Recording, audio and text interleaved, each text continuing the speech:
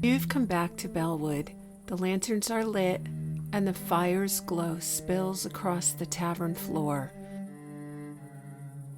Sit closer now. Let the hearth tell you a story.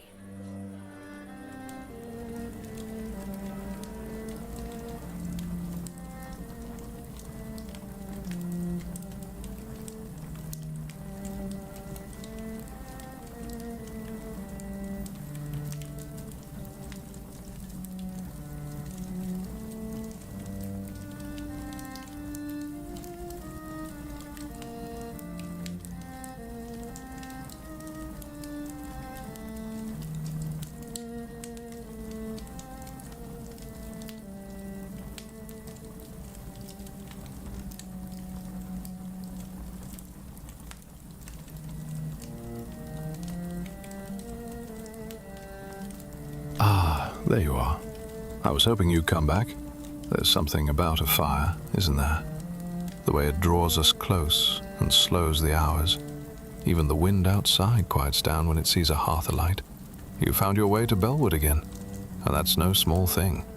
People say it's just a village, tucked between the sea and the ridge, with nothing but old roads and older stories. But they're wrong. Bellewood isn't a place you find on a map. It's a place that finds you. It appears when you need it most, though you may not know why at first. Perhaps your heart's grown a little too quiet. Perhaps something once tender has gone threadbare. Or perhaps you're just longing for something true, something that lingers. Here, time moves differently. We mend things with our hands. We listen when others speak. And when the fire glows just right and the night settles close, stories come, not loud ones, not perfect ones, but stories where two souls find each other and something in the world shifts. Because Bellewood has always been a place of healing, not just from sickness, but from silence, from sorrow, from forgetting how it feels to be looked at as though you matter. Now, some say Bellewood is magic. Others say it's haunted. I say it remembers. And tonight, it remembers a love that unfolded like the last bloom of fall. Quiet, bright, and entirely unexpected. So settle in. The hearth is warm.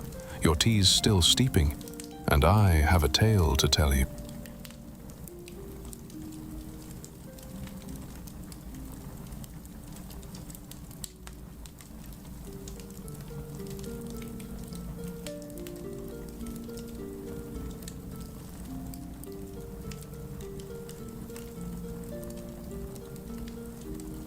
They say mirrors are harmless things, glass and silver nothing more. But in Bellewood, some warn never to stare too long into one, for if you do, you might see more than your own face, looking back. This is the story of Annalise Ward, a guest at the Bellewood Inn, and the reflection that seemed to move, even when she did not.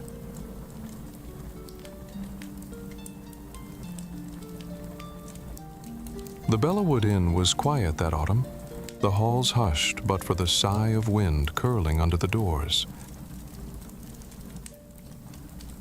Annalise Ward had come seeking rest, a week to escape the noise of her city life.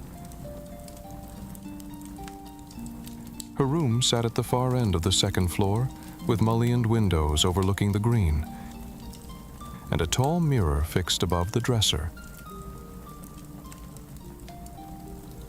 On her first night, she paused before the glass. Her reflection stared back. Same tired eyes, same loose hair. But just as she turned to extinguish the candle, she thought she saw her reflection smile. And she had not. The next evening, Annalise caught herself gazing into the mirror again. "I look older here," she murmured aloud. But the woman in the glass tilted her head slightly, though Annalise's own head stayed still. Her heart thudded. A knock at the door startled her. It was Evan Hale, the innkeeper's nephew, carrying fresh towels. "Is everything all right, miss?" he asked, noting her pale face. "It's nothing," she lied. "Just tired." But that night she dreamt of a hand pressed to cold glass. "Don't leave," a voice whispered.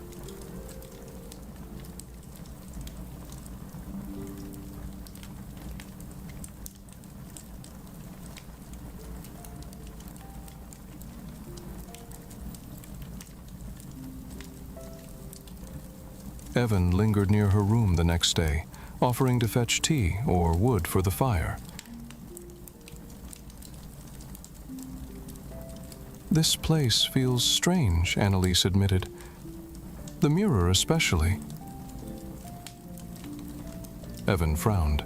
"My grandmother used to say mirrors here hold memories, that they remember everyone who's ever looked in." "And if they're not ready to let go?" "Then they wait."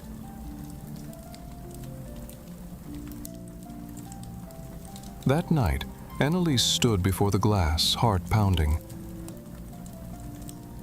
"Who are you?" she whispered.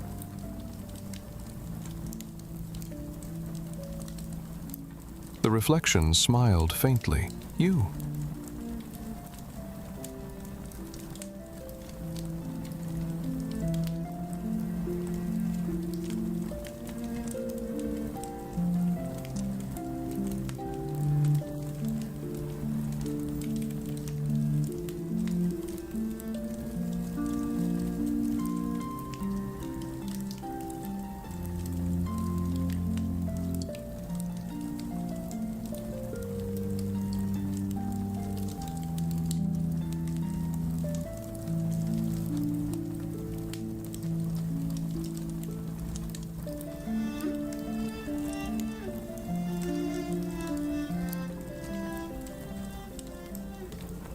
The inn felt colder as dusk fell. Annalise shivered in her bed, listening to the creak of floorboards. And then she saw it, movement in the mirror. A man's figure appeared behind her reflection, though her room was empty. "Stay," he murmured. Annalise spun. The room was still. But in the glass, the man remained, dark hair, kind eyes, and hands that seemed to reach for her. "Why are you here?" she asked, tears stinging. "Waiting for you," he whispered. The next morning, Evan found her at the dresser, the mirror draped with a sheet. "He's gone now," she said softly. "Or maybe I'm the one leaving." Evan hesitated. "Did you love him?" "Perhaps I did, in another life." She took Evan's hand. "And now I think I'm ready to stay here, in this one."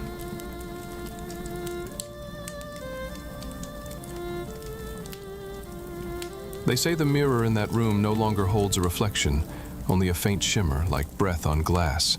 And if you sleep at the Bellewood Inn on a cold night, you might dream of a woman standing at the dresser, her hand pressed to the glass, whispering a single word: "Stay."